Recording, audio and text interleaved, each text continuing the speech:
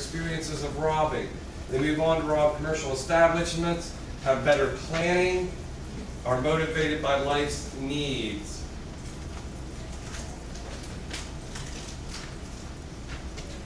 Need to pay the rent.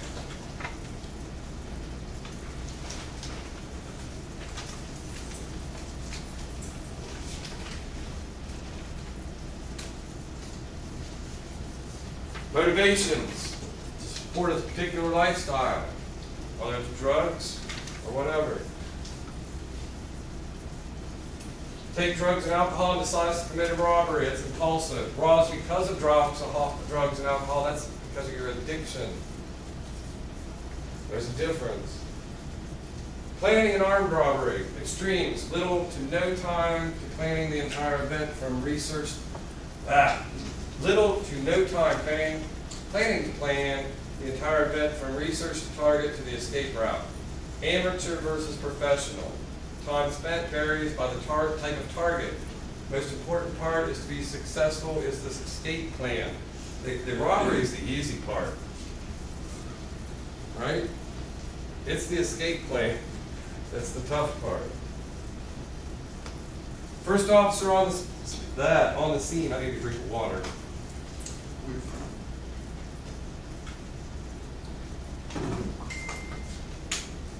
Hello. Well, no delay. You should arrive quickly. Use judgment about using emergency lights. Young guys like the use of the lights and sirens. On some calls, and this being one of them, you don't always want to announce your presence with your lights and sirens. You can help it. You're just telling the bad guy where you're at, right? From a tactical standpoint, that's not always the best thing to do if you're running lights and sirens. Call backup. First officer should cover the most likely exit till backup arrives. It's believed the suspect is still around.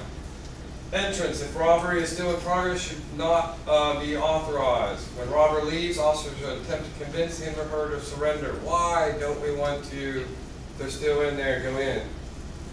We have an instant hostage situation. I'm in here robbing this convenience store. I'm going to leave.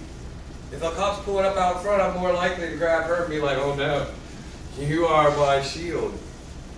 Copper ain't going to blow me away. You create an instant situation for a hostage. I would rather my cruisers around back, they don't even see it sitting out, the lights all flashing. I'd rather my car's around back and I'm kind of around the corner and when they pop out that door, I got them. They don't even know I'm there yet. I got the gun already. Here they come, the door's open, and yeah. Well, definitely if I have this to hide in. But if they're going to come popping out that door, and this is like porch, you know, and there's a wall here, I'd rather my car back there, they can't see it, they come out, and I'm left-handed, it's like kind of, I like it on the other side, so. But anyway, yeah. I'm left-handed, so I'd be a little disadvantaged on this side. I'd rather be on the other side.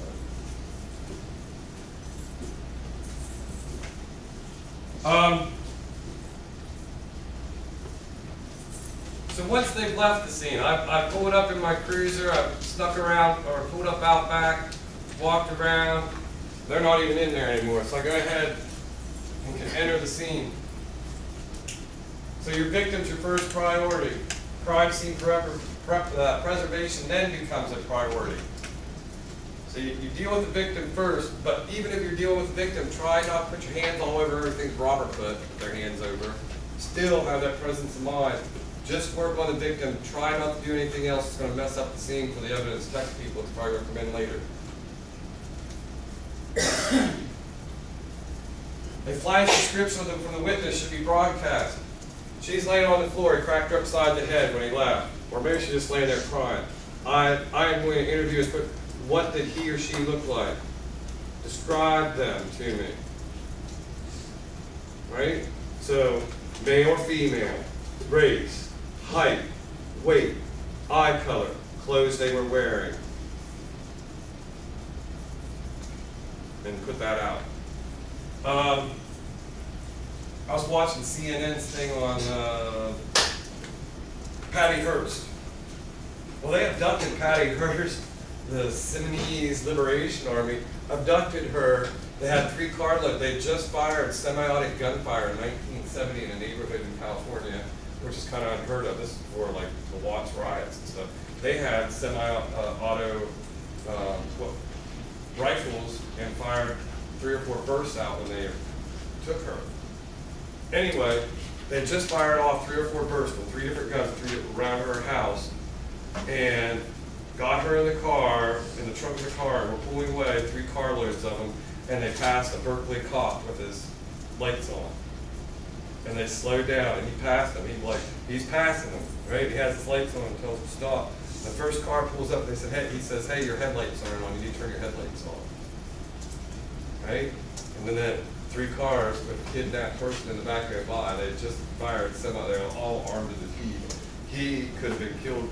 He turned his light off.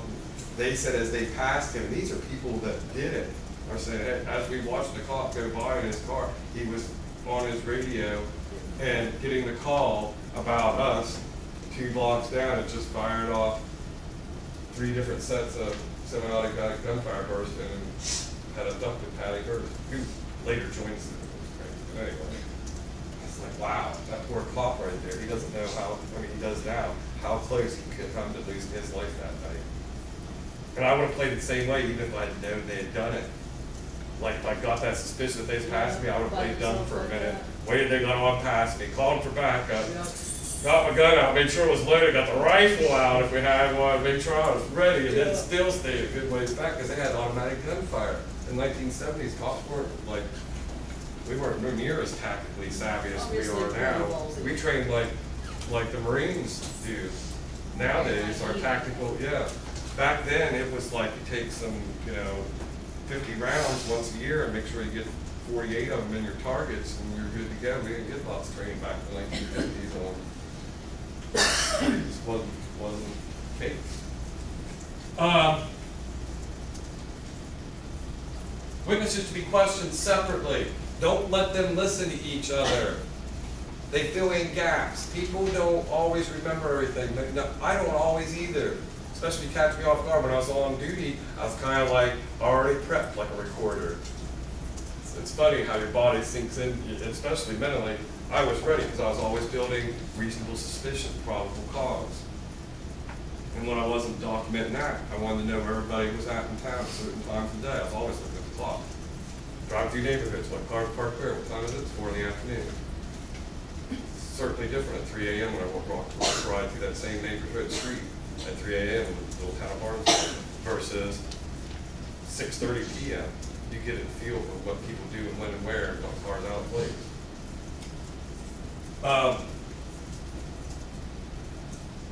Sample of a correct broadcast, robbery, location and address, suspect, description of the person, items or cash stolen, escape, direction in which it is believed the suspect left, any vehicle description, last seen on Joe Briar Road headed north, west, whatever. Follow-up broadcast should contain more details. You want to get that out right away because that Berkeley officer, that 911 call started coming in, the Berkeley PD, hey, there's somebody like got gunfire over here and such address, and they're getting multiple of those.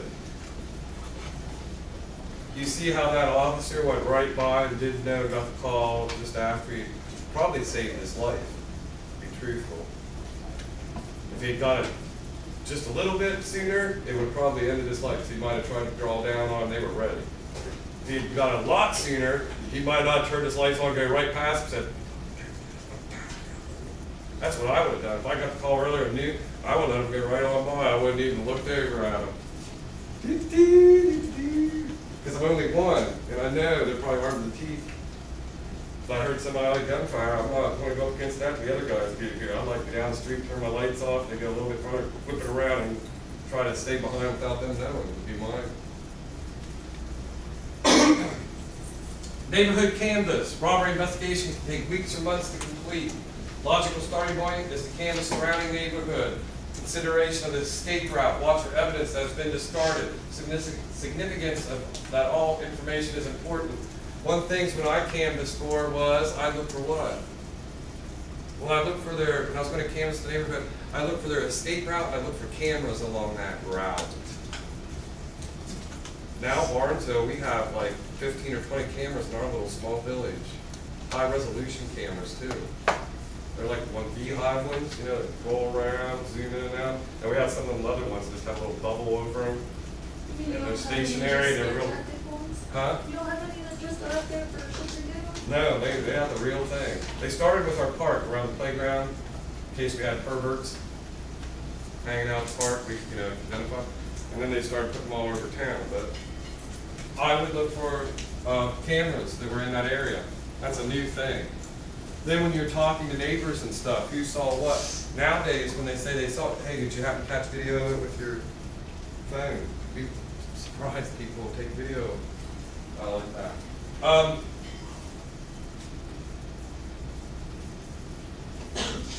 I've had a couple chases where I've chased people that were in the middle. I caught them in the middle of a burglary, not a robbery, uptown, opened business doors, and they took off running from me, and they tried to ditch their clothes halfway. I was chasing them down blocks, and then they go through yards, and as they thought that they had missed me, they'd try to get off their hoodie and be in closer they got. They're trying to get rid of their clothes. So a lot of times they take their clothes, I don't know why. It didn't help the one guy that I caught him. But he did take off his hoodie.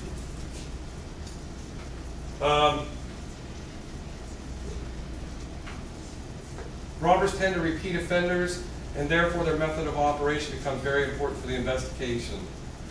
Type of robbery, purse, bank, convenience store, and it tells you about it. They're usually not an amateur if they're robbing a bank. And if they are, they don't get very far. And you usually don't have to worry about it as Barnesville caught, because the FBI is going to come in and handle it. If I don't catch them right on the scene, and they get away, then it's the FBI, right? Convenience stores and the personal ones tend to be more of your amateurs, your drug addicts, and your alcoholics, and your opportunistic offenders. Weapons used really help.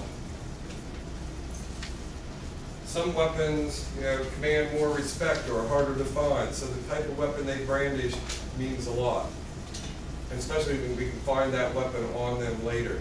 A lot of times that's what they throw down when I'll chase them down through the streets, is they try to throw that weapon away, right?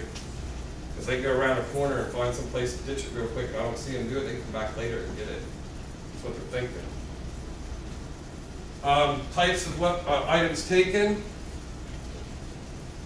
If you're stealing cigarettes and liquor, there's got to be a market. You've got to have a market for that.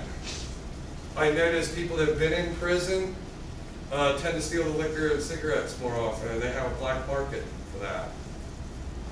More, you know what I'm saying, more readily than. Clothes or disguise is used. It's almost always a hoodie.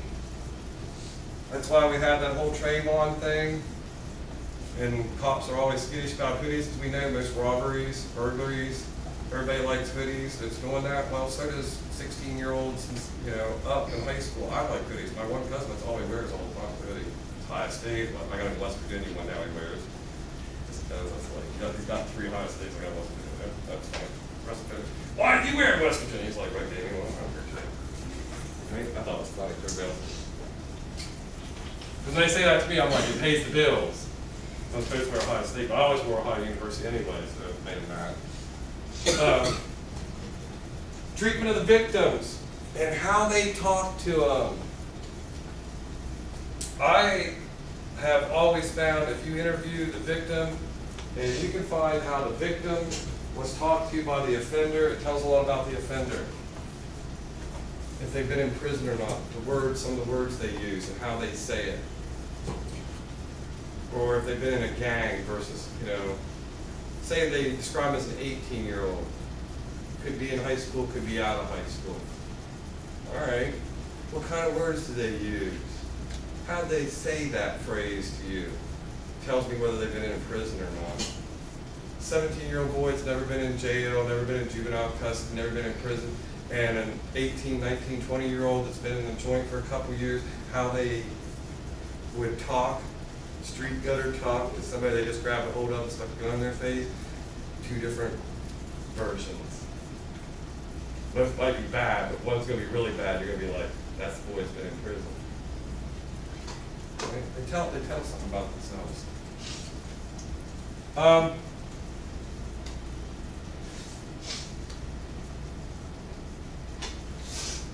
Crime scene of a robbery should be processed as soon as possible because usually it's a business. Usually it's going to be a convenience store and they got to keep going with their business. Bank money, serial number, pre-recorded money. Banks already have a slot for that. Some convenience stores do, some don't. Some use die packs, some don't. So you never really know.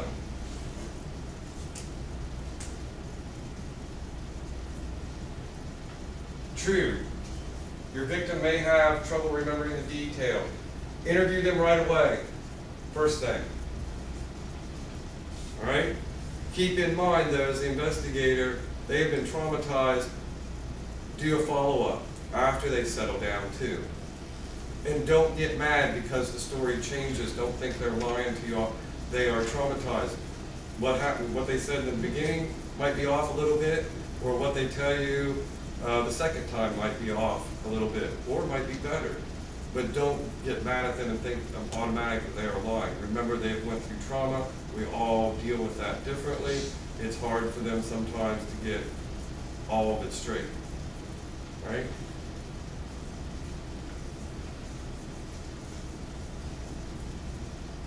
Any of the witnesses, you should separate them. Like I said earlier, if they hear you, if you hear me giving my statement to the officer here, and she's another victim or a witness, was in the store, she's a victim, even if she wasn't, you know, she didn't want to see that. I shouldn't be giving my statement verbally to her, writing it down, us discussing it with her sitting right there. She might have blank places. Now, those blank places was filled in with what she heard me say. I might have been filling in my blank places with my own imagination and not doing it intentionally. Humans work that way. We fill in gaps. If we watch a movie and there's gaps, our mind will fill it in, especially when it's our movie. One of us movie on TV, I mean, our movie, right? So our mind likes filling in gaps. We don't like to not know. Right? And we're highly suggestive. So where we have gaps, because I was traumatized, I looked at my feet, didn't know what was going on, but I heard her telling the officer, then I'm like, oh, I remember that. I don't know how many times I've done this in my own life with family matters. I'm like, oh, I remember that happened. I'm like, no, I don't. I was swimming at bar camp that day. I don't remember them bitching about that, but when I heard sister or aunt so-and-so talk about it, it was like I was there, because I closed my eyes and my mind filled it all in. Like remembering stories from your childhood. Kids are really good at doing it, yes. It's like, you just said it,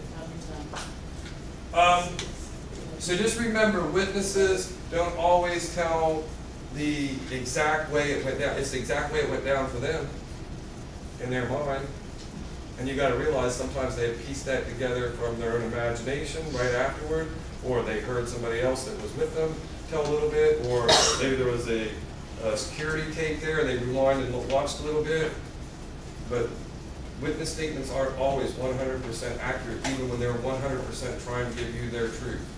When I went to the bank, our protocol was if I got involved, we were not to talk to each other. As soon as he left, we were to write down everything. Yep. Not to talk, not to say a word, not to even look at each other, but to write it down. And that's why. It's very important. The FBI is on that. And the FBI does a lot of trainings and does the protocols to banks and tells them how to handle these situations. And that's the exact reason. Witness statements aren't always reliable. Bank witness statements are more reliable because those ladies, a few gentlemen, receive training usually at least once a year on the security measures banks have for robbery.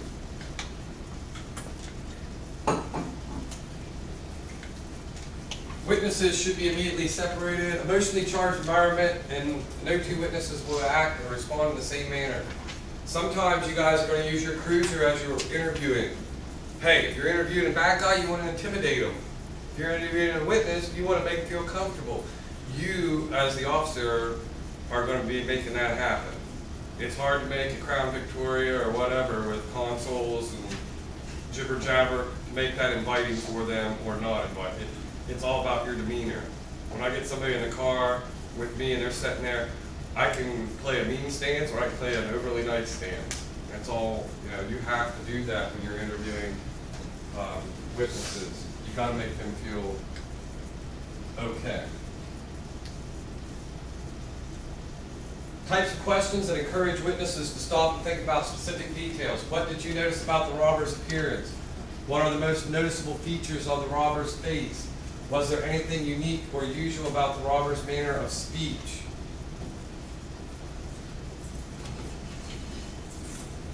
Speech pattern's a big one for me because I can delineate what type of person I'm dealing with. Whether it's a street criminal, a little thug, or somebody a little higher, you know, up on the old educational scheme, whether they've been to prison or not, just by the way they talk.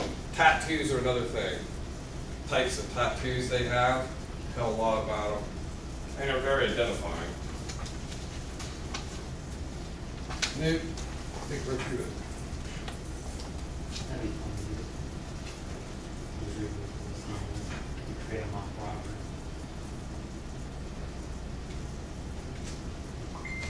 What's that? I'll just read what you had on the board, so about creating a mock robbery, that'd be kind of fun. Still won't do it. I think it's bad.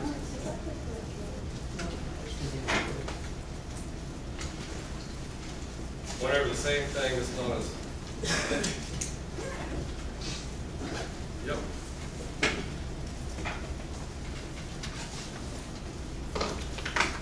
Any questions?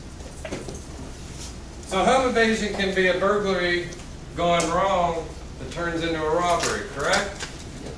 All right. So Andrew, what somebody was in here was telling me Andrew last year when he taught this. Oh, yeah. Kept Big going on. pet peeve. Yeah. Robbery, face to face, give me your money. Burglary, I snuck in your house. You either weren't home or were sleeping, you never saw me, and I stole your jewels. You wake up pissed. But you weren't intimidated, nor was any force used, at least on you, maybe on your door, your window. All right, get out of here. Enjoy the rest of your day. Oh, can I have a minute? Everybody sit down for a minute. I forgot. Hold on. Well, just leave it on the tape too. Oh, we had a person who wanted to speak. I said I'd let him speak at the beginning class. I kind of forgot. It is an important thing. We got like a minute or two. Our tent city downtown has recently been completely destroyed from floods, blah, blah, blah. We're doing rebuilding and donations, so blankets, clothing. I'm thinking it's mostly like adults. There's not too many kids down there, but so if you guys have anything, I'll even take them and distribute them where they need to go, or you can find, I have a guy's phone number, a minister that's in charge of a lot of it, or Facebook. There's information all over Facebook. which I'm Thursday, if not you need for, so to bring stuff, you can bring it to her Thursday Yep, here. yep. And or get her phone number now. Anything, yeah. What else was I gonna tell you? Anything? I don't know. That's really it. That city's been deemed like its own little, the authorities and stuff are letting it happen, so it's like its own little off the grid, they're allowed to be there, so official, yeah, behind Salvation Army. All right. So they're gonna start rebuilding after the waters recede, blah, blah, blah. Oh, happy birthday. So- Yeah, my birthday was